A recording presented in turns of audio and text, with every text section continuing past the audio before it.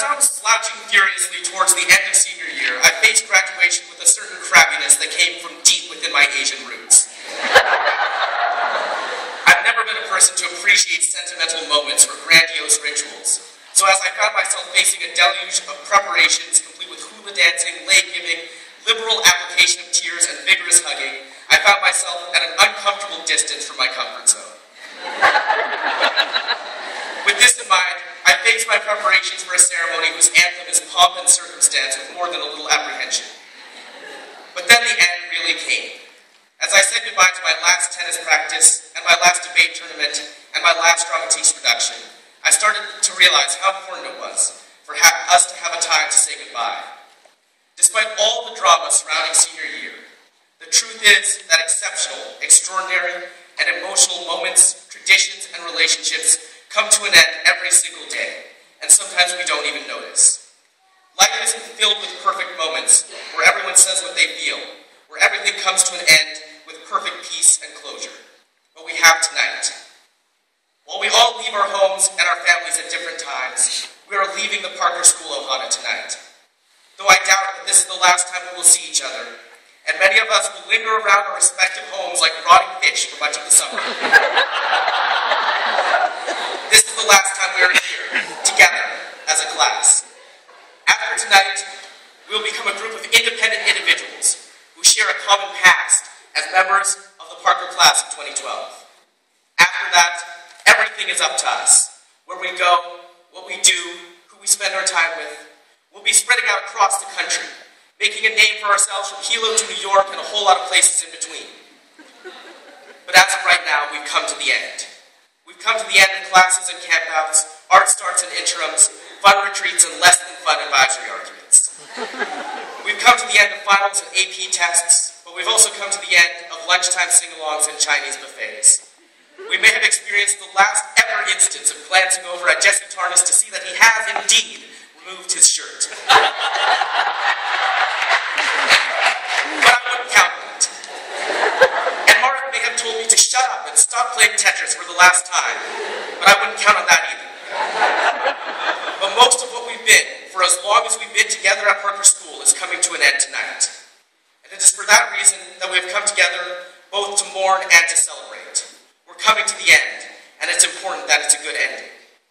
In life, we don't realize how often things end, and how often we never take the time to appreciate them while we have them. The truth is that no matter how much we stay aware, we never really know when we've said goodbye to someone for what is really the last time, or experienced something that we will never experience again. As I watched my senior year go by, I watched as traditions both treasured and mundane came to an end, often without the kind of closure that we're getting tonight. We prepare ourselves for the night of our last campout, and we stay up talking, but we don't prepare ourselves for cleaning up the aftermath in the morning. We play our favorite songs one more time on the last day of school, but the last thing many of us do as seniors is take a 3-hour test. I tried my hardest to prepare myself for my last debate tournament, but when it was all over, I left feeling numb and disoriented. I couldn't comprehend how so much of my life could end in a single instant. It's rare that we're given a moment like this, where we gather with our friends and our family and our teachers, and gather to watch as all the disparate threads that made up our lives at Parker School are tied together in a single knot, as every story, every tradition, every in-joke, all halt as we collect our diplomas to thunderous applause. On every birthday, there's always someone asking, do you feel older? And most of the time you don't. Days, months, years, they're all things that people made up so they can mark the time. And mostly, they don't have much influence on how we act or how we feel. After my last day of school, I didn't feel all that different.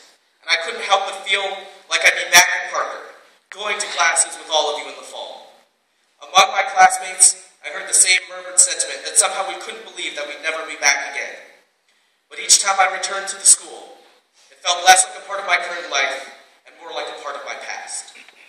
I walked the campus thanks to my dad. That's been my home away from home since before I was even a student, and realized that it wasn't where I belonged anymore. In a way, we all have our own private graduations on days that can't be marked on the calendar, where it finally clicks that a chapter in our lives has come to a close.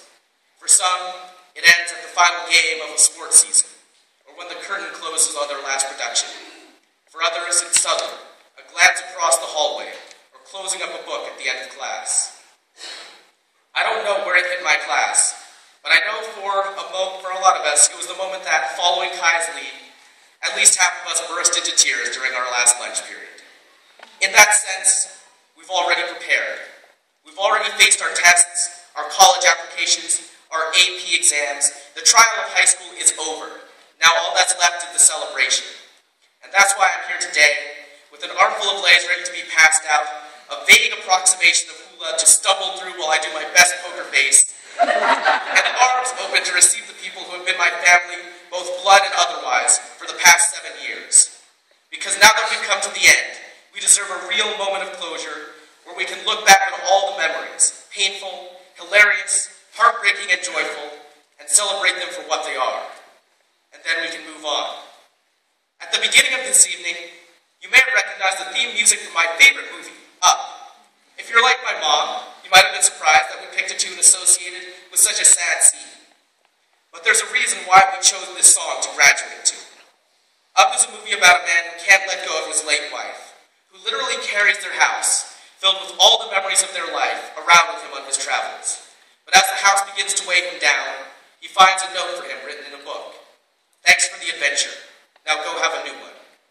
Tonight we've come to the end of a great adventure, one that has defined us and shaped us immeasurably for the better.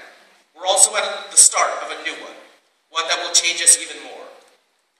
All that separates these adventures is one moment, where we are here, united, surrounded by our Parker Ohana, remembering everything we have been through as we count down the moments we have left until the beginning.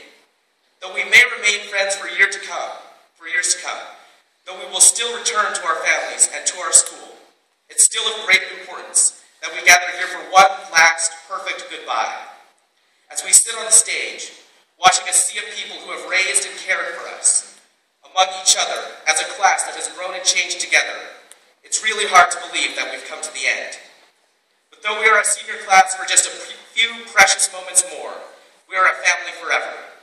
I don't know when I will truly say goodbye to all of you, in what moment each of you will really graduate from my life. But I know that this is my last chance to say something important. Given my proclivity for grandstanding, it's easier for me to say it now, when you're a mass of faces in a dark theater, than it's been for me in the lower hall, or in the classroom, or at home. To my friends, my relatives, my teachers, my Parker School Ohana, I love you. We love you. Thank you for everything you have given us.